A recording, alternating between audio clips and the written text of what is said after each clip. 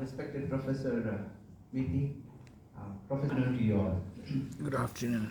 At the outset, I must say that the attention span of everybody is 40 minutes as per science. We're sitting here for 2 hours, so I can really understand what you all are going through, or it's a challenge for both of us. Okay, sitting there and delivering here. Okay, but we have to go. We have to do what we are supposed to do here, right? Is it okay? Yes. You're here? Yes, let's We'll just take continue. 15 minutes, okay? Then we'll break for lunch possibly, yeah? So customs, see today, I represent NACIN, which is called the National Academy of Customs, Indirect Tax, that is GST and Narcotics. And this center, which is based in Shillong, is essentially mandated to do capacity building for the whole of the Northeast states. So that's the mandate. And last month we did one session with the ICC in Shillong, and that's where we were discussing whether we can do similar sessions in other parts of the state. So that's where we are today. Yeah. Once again, a very good afternoon to you all. I will basically keep it very precise. Just to give a perspective, India is talking about a $5 trillion economy. And how does that become a $5 trillion economy? I think each entrepreneur, each person who thinks about manufacturing or becomes an industrialist, these are the guys, these are the people who are at the heart of India's dream of sitting at the high table in the international affairs. So my first congratulations to all participants here for being those individuals, for being those ambitious entrepreneurs who would be driving this India's ambition to be the $5 trillion economy and become a superpower. So you sitting here, you should realize that you have a huge role to play in the largest scheme of the nation. When the Prime Minister talks about growing India's status as a superpower, and on what basis the government talks, because at the heart or behind that talk are those entrepreneurs across the country. That is where the role of each entrepreneur here is so very critical in the story of this country. We have heard about Act East. Before that it was Look East. 2004, Look East became Act East 2014. What I'm trying to drive home is Government of India is consistently trying to see how best efforts could be made towards economic progress and development of the country. And when you talk about Act East, the Northeast region here basically is the prime mover in this Government of India's drive towards engaging the East with India. And therefore, for us as a academy situated in the region here, it is a mandate for us also to ensure that we scale up efforts for capacity building, not only of the officers of the department, but also for entrepreneurs, budding exporters, people who want to engage in trade. That is the context in which I really thank the ICC for having this workshop here today. As you know, customs basically has I'll just give a little perspective, has multiple roles.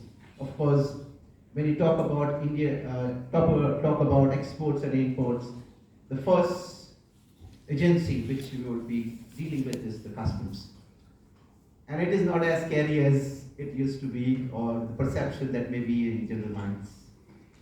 It's a role to be played as an enforcer of the laws, because any goods which crosses the boundaries of the nation, it is subject to taxes. This is a practice immemorial. Let us call it the oldest profession. We are not talking about the other ones. So this is basically the customs role. So here, when we are here in this hall sitting all budding entrepreneurs and wanting to be exporters, you should have a brief outlook about what is this department. So here, basically, if you see, customs facilitates what is called as the legitimate trade. And yeah, of course, collection of revenue is part of the customs job. That's how the nation runs. Yeah. Another very important role of customs is this one. If you can read it, there are a lot of other roles. It's not just facilitating import and export, but we have another enforcement role of checking the illegal trades of endangered species, drugs, smuggling. All this customs is mandated to check. So that's the enforcement role of customs. And particularly so if you see in this region of Northeast, this is a huge challenge. We often hear about a lot of stories and news items about wildlife being poached and smuggled across borders, a lot of drugs crossing the borders from the Golden Triangle. These are challenges. Customs, along with other enforcement agencies of the borders, they are involved in checking these kind of crimes. So this is an equally important mandate of customs. We'll come to this later.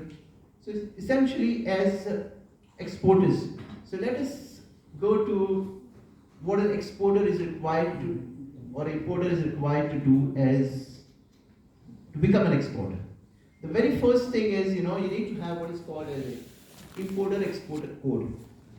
This is like your passport or whatever, your Aadhaar card number.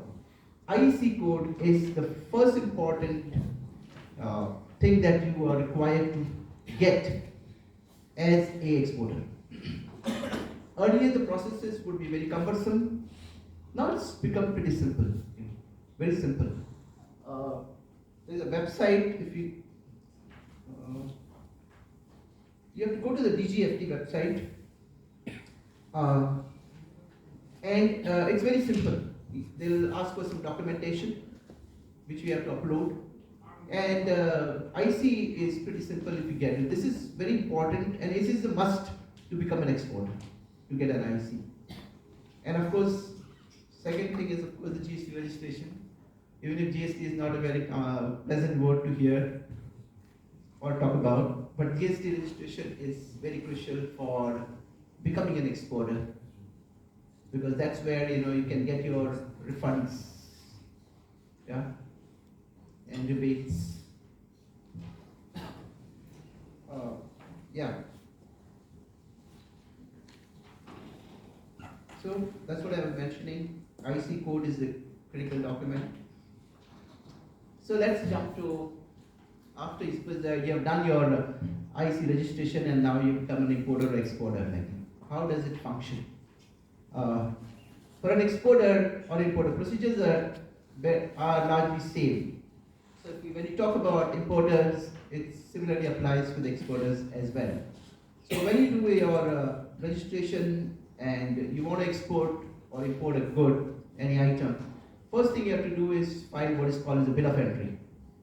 It's a bill of entry which contains basically details about the goods that you want to import, country of origin, the value, etc. So you file the bill of entry, and there's something also called what is called IGM. That is the Import General Manifesto. When the goods are being imported from the other country, it comes with a vessel or by the aircraft. So this is the IGM is that document basically, which is required to be filed when the goods are entered the country. Okay. When you file a bill of entry, the bill of entry needs to be assessed. Means whatever you have basically declared as the bill of entry, that is to be checked by the customs. We'll come to that. Yeah. So if you see this flow, goods are coming from abroad, they are unloaded in the custom station or the port. You file a bill of entry, then there is an assessment of bill of entry. In the assessment of bill of entry, one thing to be noted is, there's something called, in order to facilitate trade, government has been consistently trying to see how to ease the process of import and export.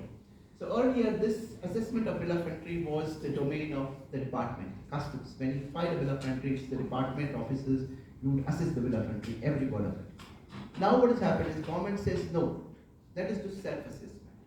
Meaning thereby, when you are filing a bill of entry, you assess your bill of entry. You give the values, government will accept what you said. They will not hold on for that reason. Prima facie will accept what you said, unless there are cases where there are doubts, then the queries will be raised. And there are some questions will be asked about the value you have quoted, or maybe the classification you have given is not correct. But largely, it's an era of what is called self-assessment. So it's a huge jump from the department assessing the shipping bills or bill of entries to putting it in the domain of the people at large. This is a huge step towards trade facilitation, making it more user-friendly, making it more entrepreneur-friendly, like custom processes becoming easy. So this is a huge step which has now what's called self-assessment. So after this bill of entries are filed and goods are assessed, what is called as the examination of the goods in the docks. I don't know how many of you must have visited the docks area or the ICDs or the custom stations. The goods are basically unloaded, then the goods are examined, and if everything is found in order and duty is paid, the goods are given out of charge. This is broadly, I'm not going much details because of so many reasons, right? So this is broadly what it is. Similar to the procedure for, let's see, procedure for export. Yeah, similar for export. Because you're all exporters, wanting to be exporters, so let's focus here. Same way, goods, you have entered the goods in the customs station for export consignment. And now the goods are required to be loaded in the container for the vessel. And meanwhile, you're filing there was a bill of entry in imports, there is shipping bill in exports. Yeah? And similarly, assessment of shipping bill, again, is a self-assessment. Whatever declaration you are given, customs accepts it. Customs will do it later on what's called a post-audit, but that's later on. Here, from a facie declaration accepted, unless there is something to doubt about, and the goods are examined, where required. You have to also understand this where required. Earlier, every export consignment would be subject to physical examination by the customs. At least 5% of the packages were opened to check whether the goods which are declared in the documents, same goods are going. So, but in order to facilitate trade and make Indian exports more competitive in the international market, government has cut down this examination business. Because what is to happen, suppose you are exporting 100 cartons of say leather jackets or whatever goods, and your buyer is in Europe, and the customs has opened those 5% bags and checked out. So the packaging is disturbed, right? And the receiver there, the importer who has received your goods, he will definitely not be happy with receiving goods which having a torn packaging. So in order to overcome all these difficulties and make our exports more competitive, government says we'll do examination only where there is required. And what does it mean? Where customs has some intelligence, or there are reasons to believe that instead of leather jackets, there are some drugs, or some endangered species, or something contraband is being smuggled. These are the circumstances where is it called? Where required. Otherwise, it's a simple process. You bring your goods to the customs station.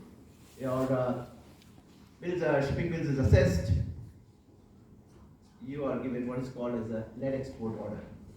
Before the lead export order, you see one slide number 6, which is payment of duty. In export consignment, there is no duty payment. Generally, again, we say where required. Only in certain cases where government feels that this item which is being exported may be more needed in this country. So let us subject it to some duty, so that the export is discouraged. For example, we used to export a lot of what is called as iron ore in, say, a decade ago. A lot of iron ore was being exported from this country, but we need steel manufacturing in this country itself. We need the iron here. So government imposed duty. to either get revenue either way. So these are very few instances where duty payment is required for exports. Otherwise, you get on the contrary, in exports, government facilitates exports by giving various incentives. Like for example, drawback scheme is there. Every item has a certain percentage of drawback. So government neutralizes the duties you have paid in the raw materials by giving you drawback. So instead of payment of duties to the government is going to give you rebates, incentives, and drawbacks. So there's a very short, picture of what exactly export and import. Yeah, I want you to have a look at this thing. We talk about shipping bill and bill of entry filing, right? How do you do that? Practically, how do you do that? As export, how do you do that? You have taken the IC number, now you have to file a bill of entry. So this is the process of filing bill of entry, because now everything is mostly online. Earlier there used to be very heavy documentation. A bill of entry and shipping bill will be like in so many documents. Packing list, invoice, country of origin, all those declarations. It's a huge document. So all the documentation the government has cut short and made it online. What is called as the ICPS. One second. This one.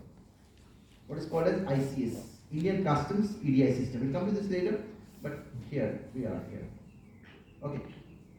So now the process has become very online to make it more trade friendly, more competitive. So how to do online? There are 3 methods of doing it. If you go to the custom station, there is something called a service center. You give your details to the service center guys. He will do the uploading of the filling of the forms for you. For the new people who are not very accustomed or used, there is a facility called service center. This is a service center. So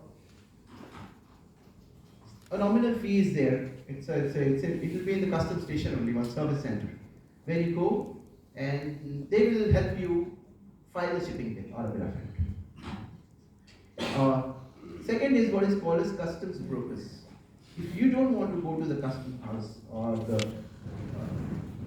port, because you will be busy with your other aspects, you will be busy with doing your other work about entrepreneurship. So you have what is called as customs brokers. These custom brokers are appointed by law. They have to pass a certain exam, then only a license is given. They can do it on your behalf. You just entrust one custom broker to handle your document. He will go file shipping bill, bill of entry, and do the stuff for you. Third is very important, RES. RES is what is called the remote EDI system. That means you can file your shipping bill, bill of entry, sitting from your own offices. That's important. This one. I think this is very important and very because now everybody is more IT savvy. So this is a facility which one can use. So you don't need custom brokers. You don't have to go to the service center. You can file a shipping bill from the comforts of your office. How to do this? RES, this is a process. So the exporter requires a DAC, that is digital signature certification. Okay. So it will be helpful to note this site, icegate.gov.in. So this is very very helpful. Maybe to begin with, you may employ an agent, or you can go. But in the long run, it's always good to do this, right? Yeah. So I'm rushing through.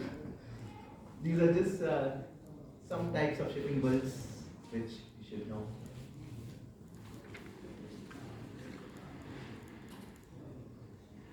These are examination norms. You needn't bother.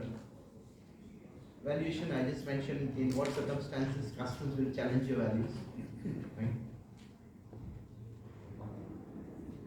And this is the ADI system, online system.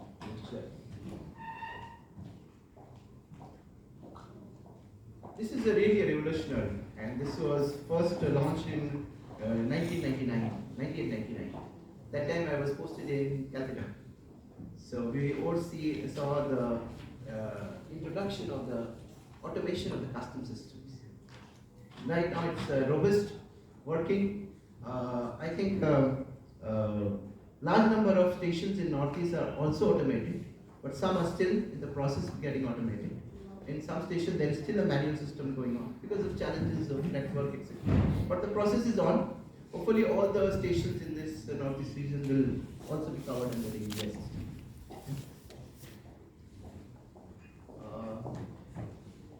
Now this is very not needed for EDI at this moment. Okay. Yeah, this is a facility of the customs which they call a single window clearance. You know, when you have to do export, or import, you may have to get clearances from other agencies like animal quarantine, plant quarantine, or the food safety stand. So the single window enables you to deal in one go with all the agencies. You don't have to separately go to them. This is a huge facilitation measures for the customs, for the trade.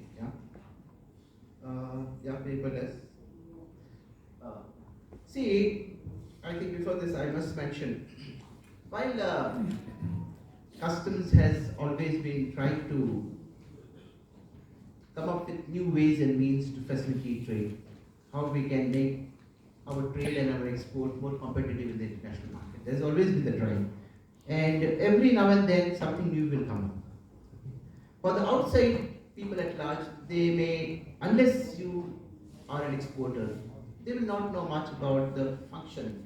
But customs is always innovative. They are always this capacity building workshop today. It's also a very buzzword for customs, capacity building, upgrading the skills and knowledges of the officers. It's a constant drive to do that.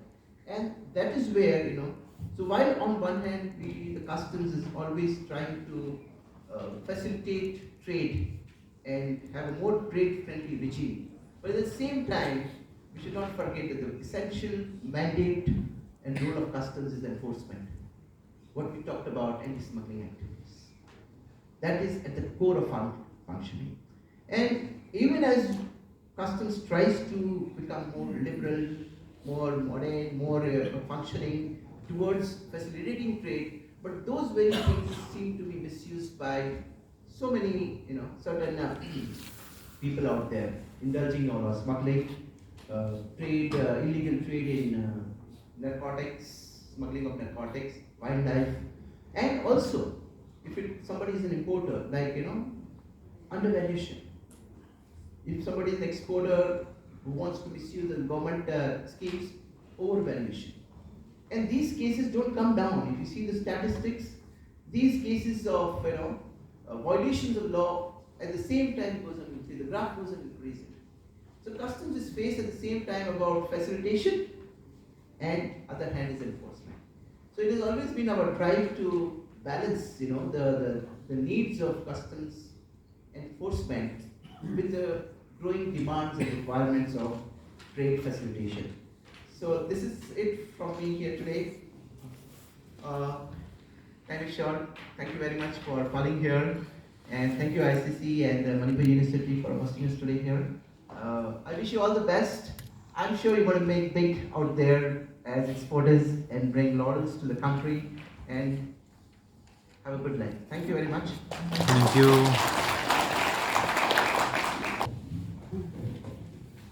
Thank you, sir. Now the session is open for interaction.